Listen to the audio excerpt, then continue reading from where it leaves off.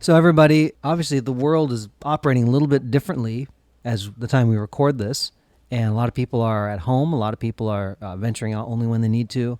A lot of people now have an opportunity to be creative or think about their life in a different way, either by, because they have to, or, you have an opportunity now to do it. So what Josh and I are talking about today is probably reimagining the kind of work that you do. I think the first topic we'll talk about is, Josh, asynchronous, synchronous work. Yeah, it's a good one. Let's do that. Think on this as we launch out onto the loop and discuss reimagining your work today on Curiosity Continuum.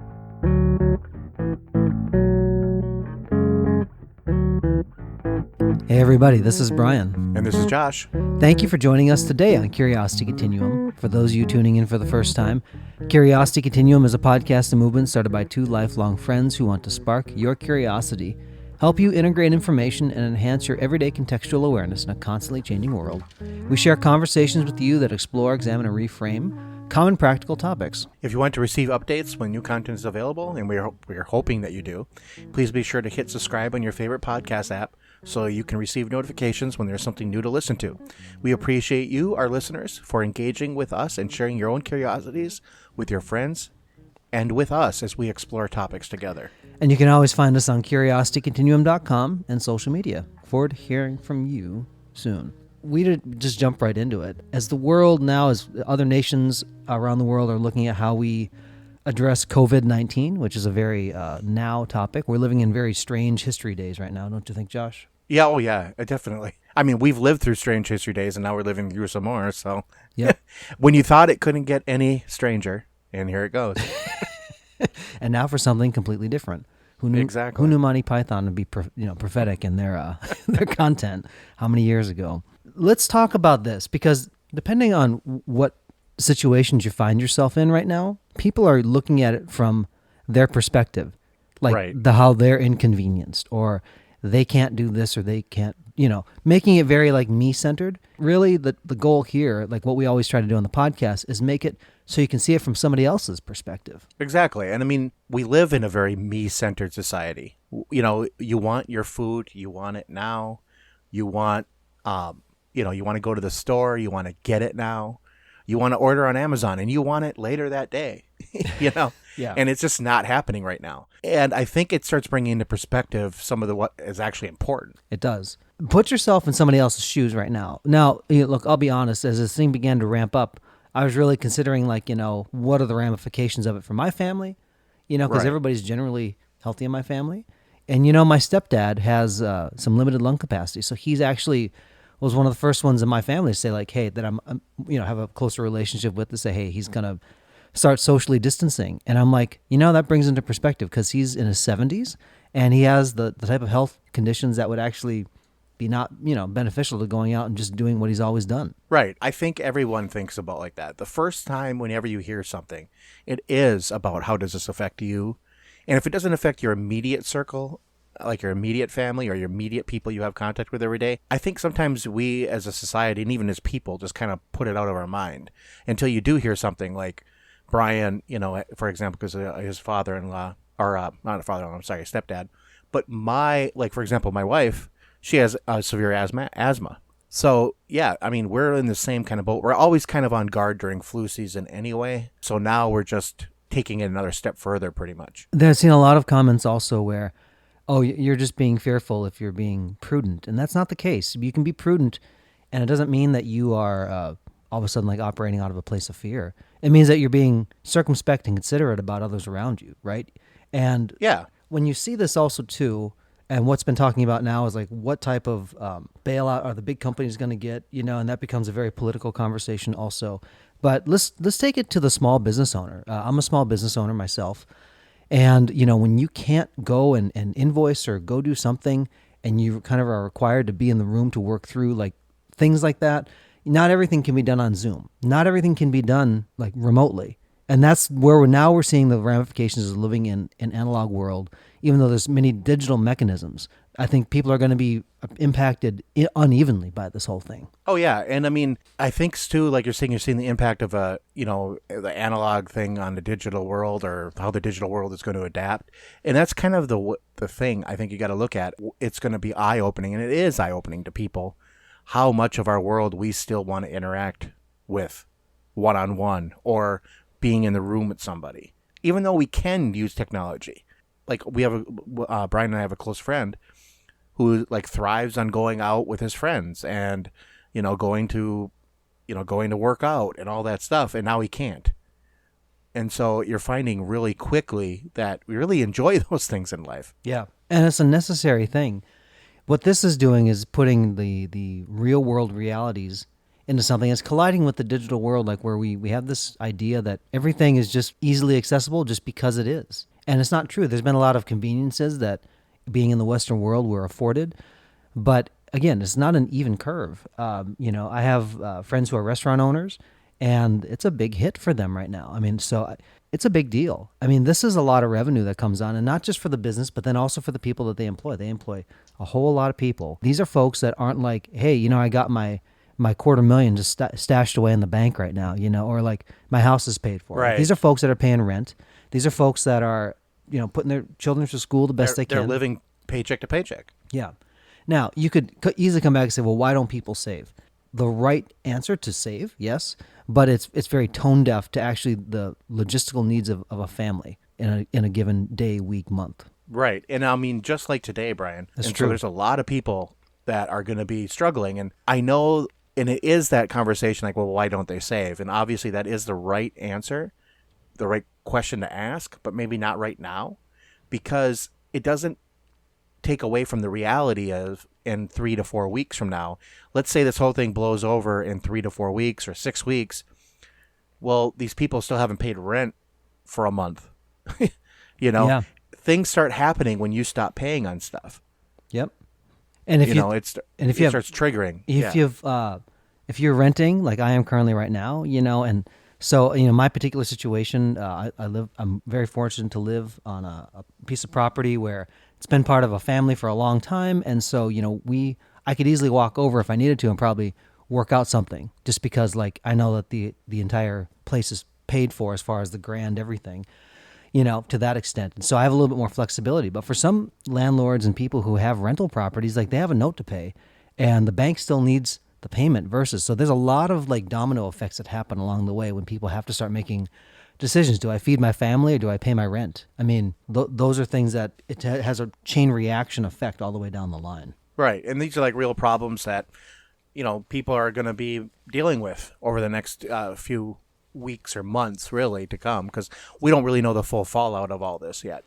So I think what Brian and I wanted to touch back on today, I was just giving you guys a little context into what we're talking about. And so some of the jobs which you can do at home, or you can, like a IT job, for example, or all you need is a command line and an internet connection, and you're good. and you can do your job. And so I think Brian and I wanted to talk a little bit about like asynchronous and synchronous work, and how that I think we feel how that's kind of being integrated into the economy at kind of like a fast pace because of necessity. We're at an excellent spot where if you've done things the way you've always done them and expected them to work the way they've always worked, we are now living in a very prime time where you're realizing this crap doesn't work the same way that it used to. And that's a great opportunity also to say, how can I make this work? That means that you're going to lean back into the active part of your brain to problem solve and to be creative and think of alternate ways to do your business, right? If you serve customers, how to serve your customers. For a lot of creative folks, I have musician friends that they're like, you know what, maybe I can go create in the studio for something.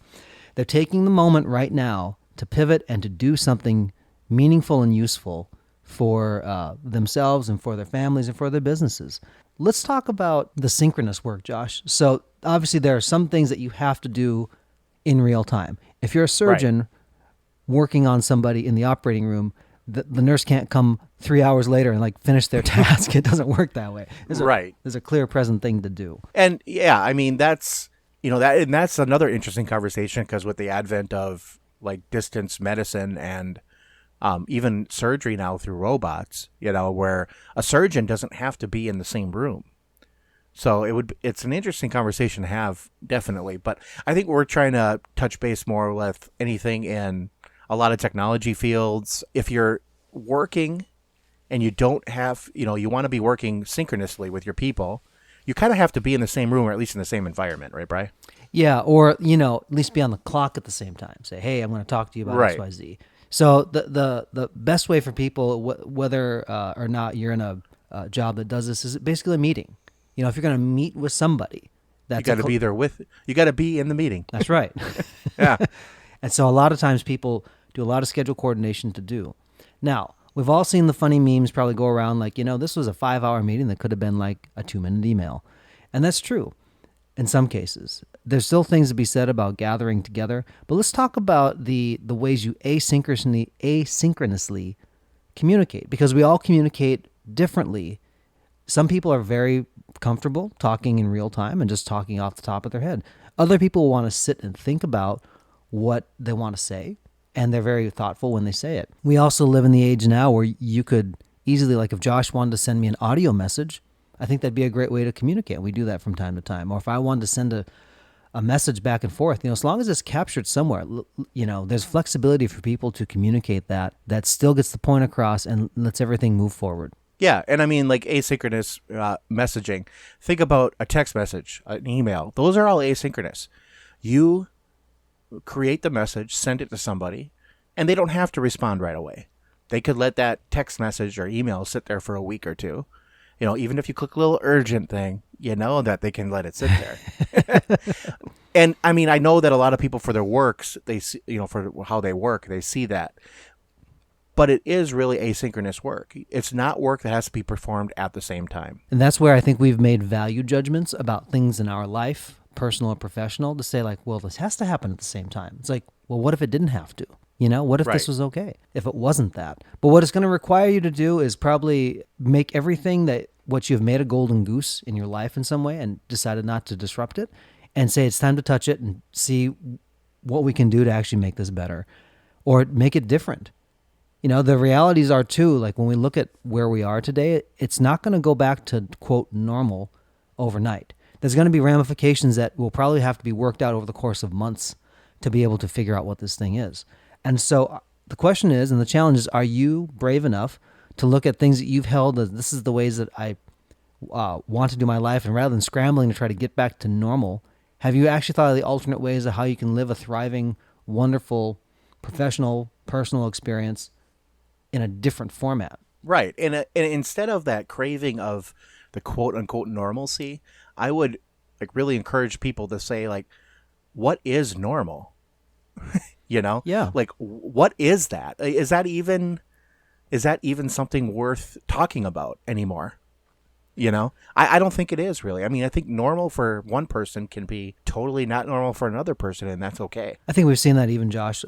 My children now are out of school until further notice, just like many.